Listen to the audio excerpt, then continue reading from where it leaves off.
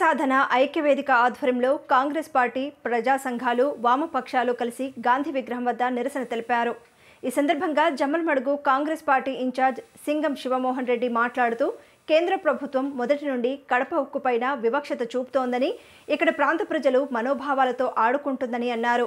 రాష్ట్ర ప్రభుత్వాలు కూడా గతంలో కానీ ఇప్పుడు కానీ కడప ఉక్కుపై దోబుచులాట ఆడుతూ ప్రజలను మోసం చేశాయని, కడప ఉక్కు ఆంధ్రుల హక్కు నినాదంగా రాష్ట్రమంతా నిలిచి పోరాడి కడప ఉక్కును సాధించుకుందామని పిలుపునిచ్చారు.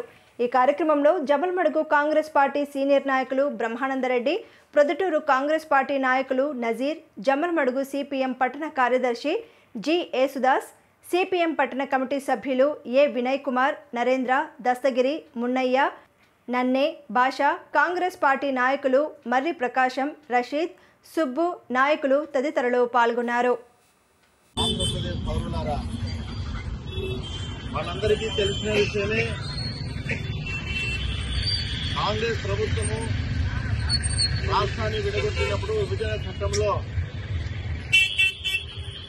జమ్మలమడుగులో ఉక్కు ఫ్యాక్టరీని నిర్మిస్తామని చేర్చడం జరిగింది. ప్రత్యేక హోదా 10 సంవత్సరాలంటూ రూపొందించారు.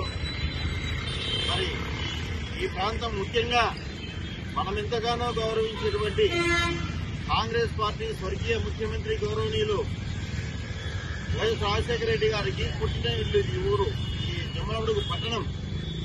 జగన్మోహన్ రెడ్డి గారికి కూడా ఆయన సొంత ఇంటి లాంటిది జమ్మలమడుగు నియోజకవర్గం.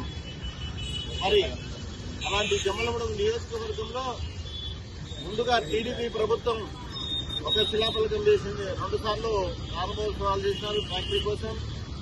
జగన్మోహన్ రెడ్డి గారు కూడా వారి ప్రభుత్వంలో ఒకసారి శిలాఫలకం వేసి తొందరలోనే ఫ్యాక్టరీ ప్రారంభిస్తామని చెప్పినారు. మరి అలాంటి సందర్భంలో ఇప్పుడు ప్రస్తుతం జరుగుతున్నటువంటి పార్లమెంటు సమావేశాలలో సంబంధిత ఉక్కు శాఖ మంత్రి ఉక్కు ఫ్యాక్టరీ ప్రాస్తావన మా ముందు లేదని సమాధానం చెప్పడం చూసి ఆ విషయాన్ని స్పందించాల్సినటువంటి సంబంధిత అధికార పార్టీల ఎంపీలు కానీ, ప్రతిపక్ష పార్టీల ఎంపీలు కానీ, పార్టీ ప్రభుత్వాన్ని నడిపిస్తున్నటువంటి ఈ జనసేన పార్టీ నాయకులు కానీ స్పందించకపోవడం కడు శోచనీయం. ఇది ఆంధ్రప్రదేశ్ ప్రజలు చేస్తున్న దురదృష్టంగా భావిస్తున్నాం. కాబట్టి ప్రజలందరూ ఈ విషయాన్ని గమనిస్తున్నారన్న విషయాన్ని ఈ 4 పార్టీల నాయకులు గుర్తుంచుకోవాలని కోరుతున్నాం. స్థానికంగా ఉన్నటువంటి ప్రజాప్రతినిధులు కూడా ఈ విషయం పట్ల శ్రద్ధ వహించి మరొకసారి స్థానిక ఉద్యమాన్ని ద్వారా ఈ సమస్యను జటిలం చేసి రాష్ట్ర ప్రభుత్వానికి తద్వారా కేంద్ర ప్రభుత్వానికి కళ్ళు తెరిపించే బాధ్యత తీసుకుంటే బాగుంటుందని ఈ సందర్భంగా మేము భావిస్తున్నాం. అందులో భాగంగా మేము మా కాంగ్రెస్ పార్టీ నాయకుల పార్టీ పక్షాన్ని మేము కూడా తగిన పోరాటాల కోసం మేము సిద్ధపడతాం. ఇప్పటి వరకు ప్రజలు గమనించాల్సిన విషయం ఏమంటే, కాంగ్రెస్ పార్టీ కేంద్రంలో రాష్ట్రంలో అధికారంలోకి వస్తే తప్ప ఈ సమస్యలన్నీ పరిష్కారం కావని గుర్తుంచుకోవాలని ఈ సందర్భంగా ఈ ధర్నాముఖంగా ఆంధ్రప్రదేశ్ ప్రజానీకానికి చేస్తూ ఉన్నారు. ఎందుకంటే రాజశేఖర రెడ్డి గారు ముఖ్యమంత్రిగా ఈ ఉమ్మడి రాష్ట్రాన్ని పరిపాలించినప్పుడు కేంద్రంలో కాంగ్రెస్ పార్టీ ఉంది కాబట్టి ఆయన చెప్పిందలా జరిగింది. ఆంధ్రప్రదేశే కాదు, కడప జిల్లా కూడా ఆయన అభివృద్ధి కోసం ఆయన ఎంతగానో కృషి చేశారు, అహర్నిశలు పనిచేశారు. కాబట్టి మరొకసారి గుర్తుంచుకోండి, జనసేన, టీడీపీ, వైసీపీ, బీజేపీ ఈ 4 పార్టీలు కలిసి ఆడుతున్న ఈ జగన్నాటకంలో ప్రజలకు తీవ్ర నష్టం జరుగుతుంది. నిరుద్యోగ యువతలకు ఆత్మహత్యలు చేసుకునే పరిస్థితులు దాపురించినాయి. నిరుద్యోగ యువకులారా మేల్కొనండి. మీరే ఉద్యమంలోకి వచ్చి ఇలాంటి ఉద్యమాలను బలపరచాలని యువకులకు ఈ సందర్భంగా నేను నిరుద్యోగ యువతకు పిలుపునిస్తున్నాను. జై కాంగ్రెస్ పార్టీ, జై భారత్. కడప జిల్లాలో ఆంధ్రప్రదేశ్ పౌరులారా, మనందరికీ తెలిసిన విషయమే,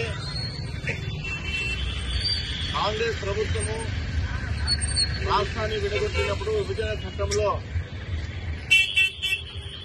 జమ్మలమడుగులో ఉక్కు ఫ్యాక్టరీని నిర్మిస్తామని చేర్చడం జరిగింది.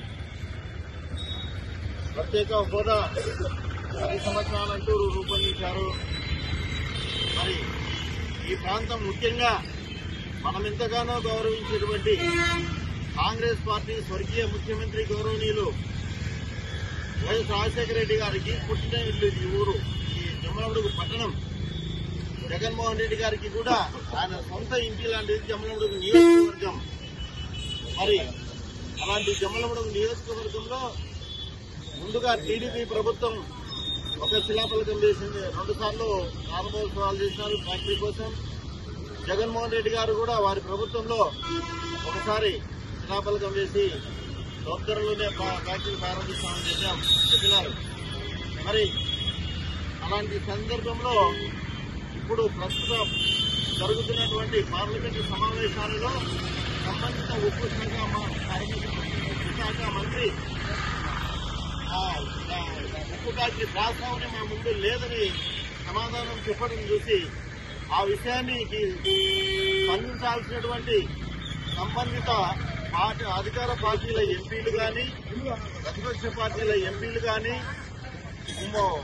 పార్టీ ప్రభుత్వాన్ని నడిపిస్తున్నటువంటి ఈ జనసేన పార్టీ నాయకులు కానీ స్పందించకపోవడం కడు శోచనీయం. ఇది ఆంధ్రప్రదేశ్ ప్రజలు చేస్తున్న దురదృష్టంగా భావిస్తున్నాం. కాబట్టి ప్రజలందరూ ఈ విషయాన్ని గమనిస్తున్నారన్న విషయాన్ని ఈ 4 పార్టీల నాయకులు గుర్తుంచుకోవాలని కోరుతున్నాం. స్థానికంగా ఉన్నటువంటి ప్రజాప్రతినిధులు కూడా ఈ విషయం పట్ల శ్రద్ధ వహించి మరొకసారి స్థానిక ఉద్యమాన్ని ద్వారా ఈ సమస్యను జటిలం చేసి రాష్ట్ర ప్రభుత్వానికి తద్వారా కేంద్ర ప్రభుత్వానికి కళ్ళు తెరిపించే బాధ్యత తీసుకుంటే బాగుంటుందని ఈ సందర్భంగా మేము భావిస్తున్నాం. అందులో భాగంగా మేము మా కాంగ్రెస్ పార్టీ నాయకుల పార్టీ పక్షాన్ని మేము కూడా తగిన పోరాటాల కోసం మేము సిద్ధపడతాం. ఇప్పటి వరకు ప్రజలు గమనించాల్సిన విషయం ఏమంటే కాంగ్రెస్ పార్టీ కేంద్రంలో రాష్ట్రంలో అధికారంలోకి వస్తే తప్ప ఈ సమస్యలన్నీ పరిష్కారం కావని గుర్తుంచుకోవాలని ఈ సందర్భంగా ఈ తరుణాముఖంగా ఆంధ్రప్రదేశ్ ప్రజానీకానికి విజ్ఞప్తి చేస్తూ ఉన్నారు. ఎందుకంటే రాజశేఖర రెడ్డి గారు ముఖ్యమంత్రిగా ఈ ఉమ్మడి రాష్ట్రాన్ని పరిపాలించినప్పుడు కేంద్రంలో కాంగ్రెస్ పార్టీ ఉంది కాబట్టి ఆయన చెప్పిందలా జరిగింది. ఆంధ్రప్రదేశే కాదు కడప జిల్లా కూడా ఆయన అభివృద్ధి కోసం ఆయన ఎంతగానో కృషి చేశారు, అహర్నిశలు పనిచేశారు. కాబట్టి మరొకసారి గుర్తుంచుకోండి, జనసేన, టీడీపీ, వైసీపీ, బీజేపీ ఈ 4 పార్టీలు కలిసి ఆడుతున్న ఈ జగన్నాటకంలో ప్రజలకు తీవ్ర నష్టం జరుగుతుంది. నిరుద్యోగ యువతలకు ఆత్మహత్యలు చేసుకునే పరిస్థితులు దాపురించినాయి. నిరుద్యోగ యువకులారా మేల్కొనండి.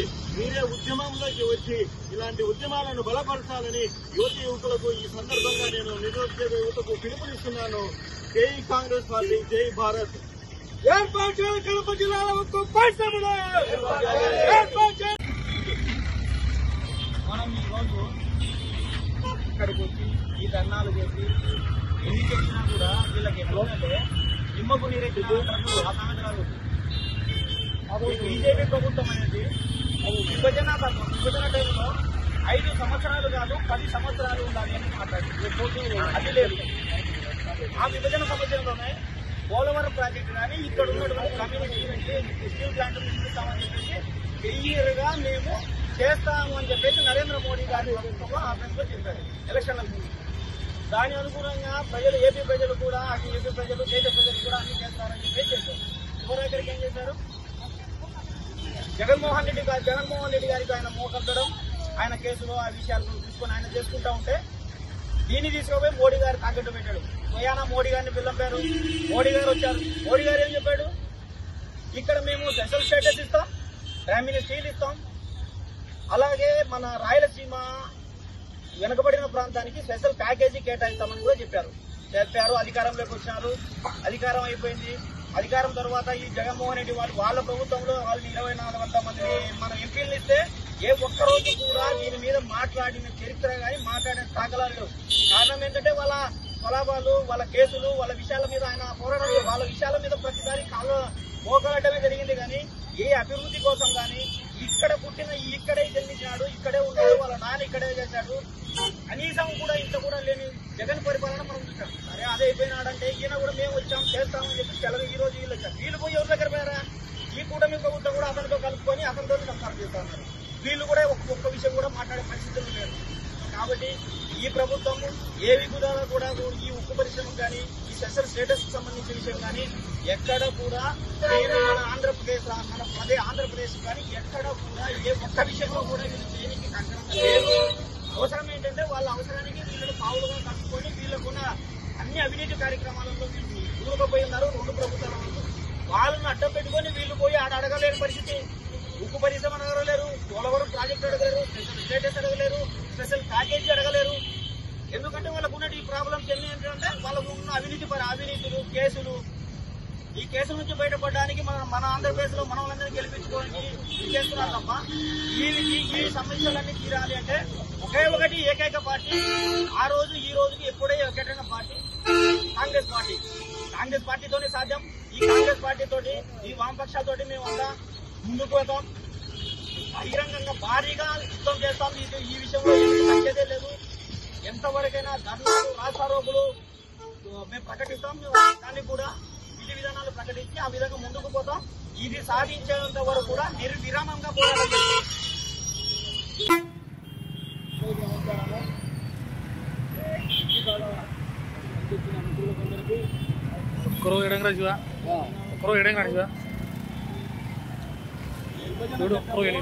కాంగ్రెస్ పార్టీ ఫ్యాక్టరీ సాక్షిగా ప్రధాని మోడీ గారు మేము కాంగ్రెస్ పార్టీ 5 ఏళ్ళు చెప్పింది, 10 ఏళ్ళు మేము వచ్చామని చెప్పి అలా ఆంధ్రప్రదేశ్ 5 కోట్ల గ్రామాలను నిర్మించుకుంటూ చేశారు.